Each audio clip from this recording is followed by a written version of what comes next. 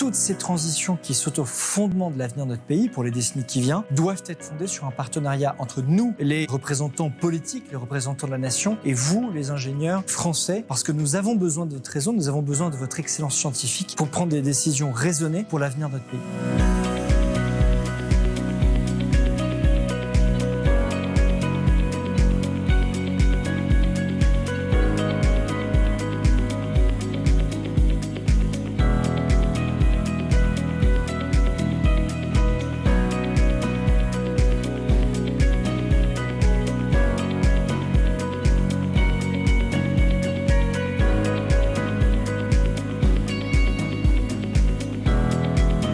Ce n'est pas une première, tout simplement parce que j'ai la chance d'avoir beaucoup d'écoles et de formations d'ingénieurs sur ma circonscription. C'est toujours un plaisir d'échanger avec eux. Notamment, je pense évidemment aux ingénieurs du plateau de Satori, qui je crois est bien connu désormais de votre école. Je n'ai qu'une chose à vous dire, c'est bienvenue. C'est toujours très spécifique d'échanger avec effectivement les ingénieurs et les étudiants ingénieurs, tout simplement parce que nous avons des discussions passionnantes qui sont souvent en décalage ou je dirais en complément avec les débats que nous pouvons avoir à l'Assemblée nationale.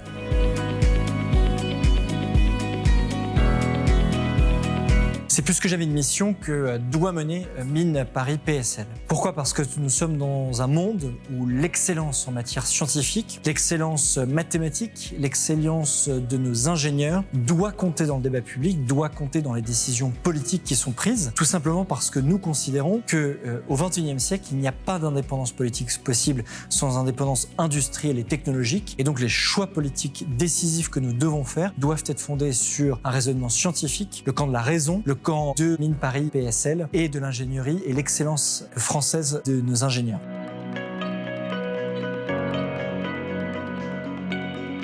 Comme je vous le disais, au XXIe siècle, il n'y a pas d'indépendance politique possible sans indépendance industrielle et technologique. Et donc les choix politiques et économiques que nous devons faire pour notre pays, dans tous les domaines de la société, doivent être fondés sur la raison scientifique et doivent être fondés sur un partenariat qui me semble absolument crucial entre les décideurs politiques et les décideurs scientifiques de notre pays. La transition démographique, la transition numérique, la transition écologique, toutes ces transitions qui sont au fondement de l'avenir de notre pays pour les décennies qui viennent doivent être fondées sur un partenariat entre nous, les représentants politiques, les représentants de la nation, et vous, les ingénieurs français, parce que nous avons besoin de votre raison, nous avons besoin de votre excellence scientifique pour prendre des décisions raisonnées pour l'avenir de notre pays.